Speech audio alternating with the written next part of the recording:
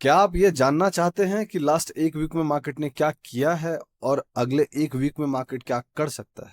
क्या आप बहुत कंफ्यूज्ड हैं इस करंट मार्केट सिचुएशन को लेके और आपको समझ नहीं आ रहा है कि एग्जैक्टली रिएक्ट कैसे करना है? क्या आपके stop loss back to back hit हो रहे हैं और आप अपना कॉन्फिडेंस खो रहे हो? अगर ऐसा है तो ये वीडियो आपको देखना चाहिए। ये वीडियो मार्केट अपडेट वीडियो है।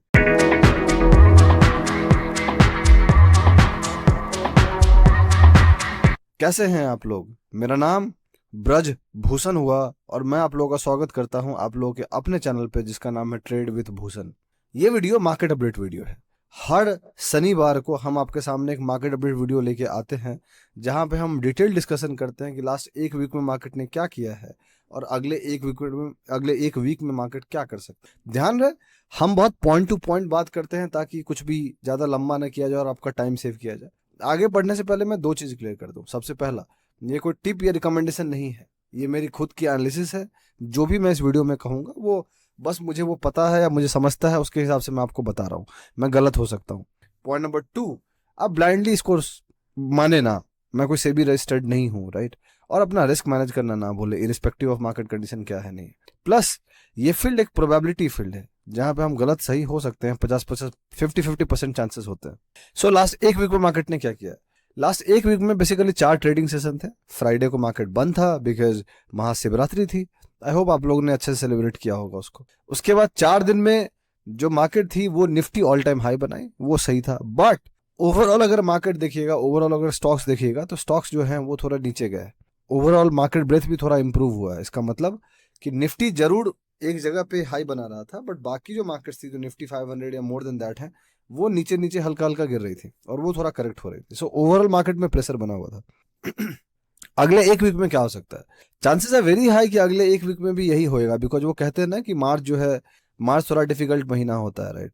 और फिर फरवरी अप्रैल से चीजें बेहतर होने लग जाती है। शायद इस बार भी वही होगा। फरवरी डिफिकल्ट गया थोड़ा, मार्च भी डिफिकल्ट है।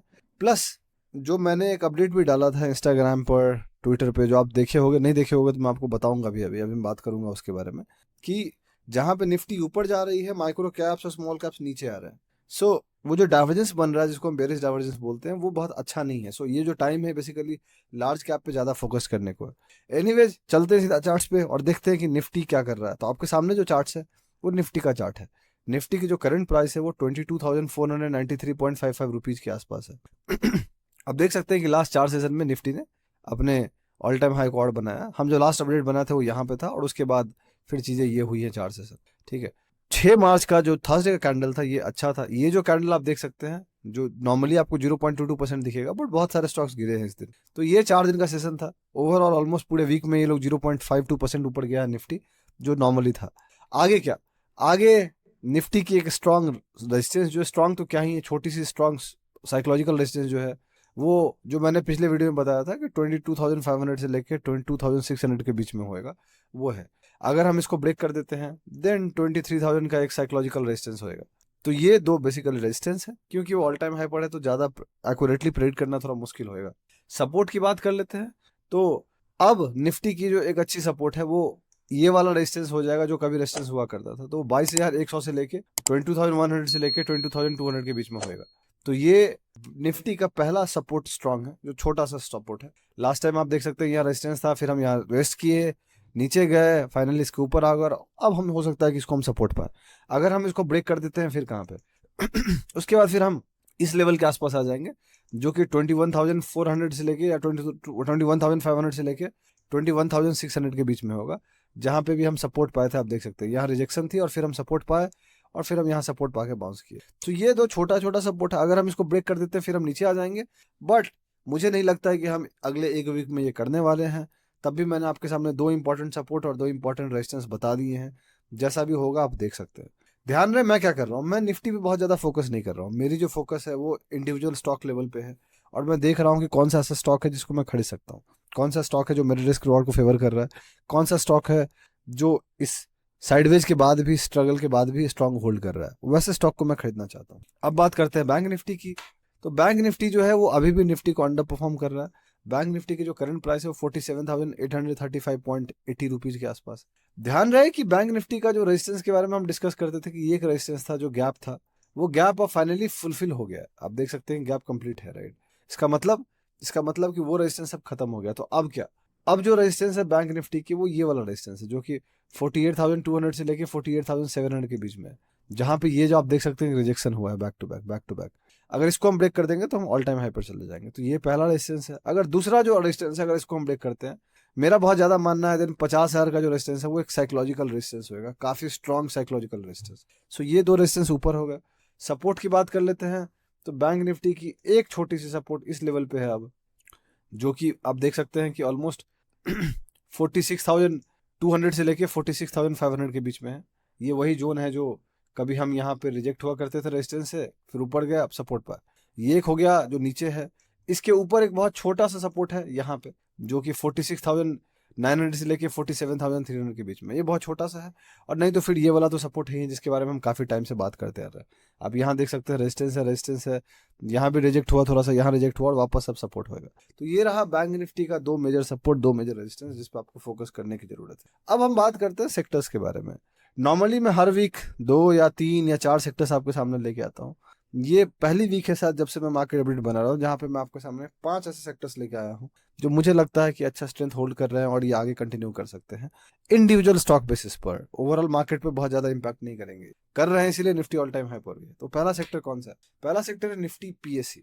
निफ्टी पीएससी आप देख सकते हैं कि एक काफी अप मूव के बाद यहाँ पे रेस्ट लिया है वो, और फाइनली अब यहाँ से वो निकलने की कोशिश कर रहा है and it's getting sideways here है। 3 दिन के लिए साइडवेज गया था but still above this resistance which is good to go. जो अगला सेक्टर है वो है निफ्टी सीपीएससी। ये भी पीएसयू है और आप देख सकते हैं कि ये भी अच्छा कर रहा है। मेरा बहुत ज़्यादा मानना है कि पीएसयूज इलेक्शन तक चीज़ें कंटिन्यू करें, बट इसका मतलब ये कहीं नहीं कि आप ब्लाइंडली जाके कुछ भी खड़े। तो दूसरा सेक्टर है निफ्टी सीपीएससी। तीसरा जो सेक्टर है इसके बारे में हमने पिछले वीक भी बात किया था, निफ्टी कमोडिटीज़। कमोडिटीज़ भी अच्छा दिख रहा है, बेहतर दिख रहा है, एक कंसोलिडेशन से निकला है ऑलमोस्ट 1 महीने के, और ऊपर अभी हल्का सा साइडवेज है 3 दिन। अगला जो सेक्टर है निफ्टी कंजम्पशन, इसके बारे में मैंने पिछले वीक में बात किया था। मैंने कहा था कंजम्पशन अच्छा दिख रहा है एंड आपको ध्यान रखने की जरूरत है। अब देख सकते हैं कि और अच्छा दिखने लग गया है। Last but not the list Nifty metals. Metals काफी स्ट्रांग होल्ड कर रहे हैं, ये गिरे थे बट फिर से ऊपर आ गए।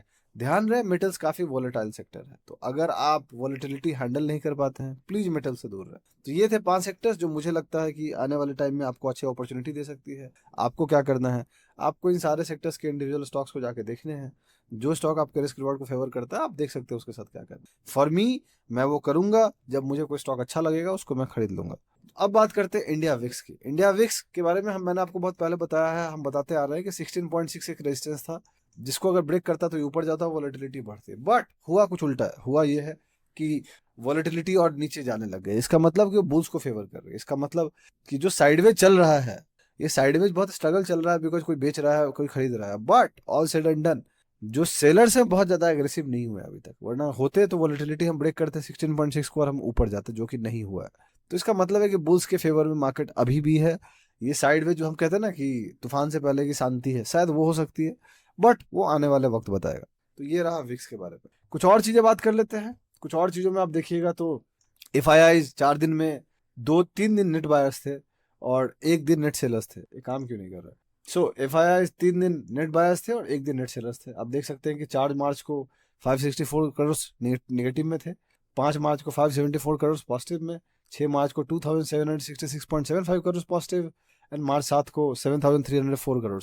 ओवरऑल ऑलमोस्ट 10,000 करोड़ के आसपास का नेट बाय रहा है पिछले 1 वीक में, जो कि अच्छा है, राइट। मार्केट ब्रेथ की बात कर ले, this is interesting. Market breath जो है ओवरऑल अगर देखिएगा तो पिछले वीक के हिसाब से और करेक्ट किया है। लास्ट वीक जब हम वीडियो बना रहे थे 54% पे शॉर्ट टर्म था, अब 41% पे है। मिड टर्म 60% पे था, 48% पे है। उसके अलावा मिड टर्म 70% पे था, 64% पे है। 78% पे था, 74% पे है। सो निफ्टी ऑल टाइम हाई जरूर बनाई है but on a stock specific level stocks correct किया है, विच इज गुड। मतलब मार्केट अच्छी बात है मार्केट्स के लिए, बिकॉज जब तक स्टॉक करेक्ट नहीं करेंगे तब तक तो फिर हर कोई हीरो होएगा, तो मतलब नहीं है। स्टॉक करेक्ट करे वही स्टॉक सर्वाइव करे जो सही में स्ट्रांग है। तो यही थी टोटल एनालिसिस। अगर आपको अच्छा लगा तो आप लाइक कीजिए, सब्सक्राइब कीजिए हमारे चैनल को, सपोर्ट कीजिए हमें, अपने दोस्तों को बोलिए हमारे सब्सक्राइब करने के लिए और सीखने के लिए। हम काफ़ी कुछ आपके सामने रोज लेके आते हैं, रोज एक लर्निंग कंटेंट लेके आते हैं, तो आप सीखिए। बहुत जल्दी मैं आपसे अगले वीडियो में मुलाकात करूंगा, तब तक के लिए अपना ध्यान रखें। चीयर्स।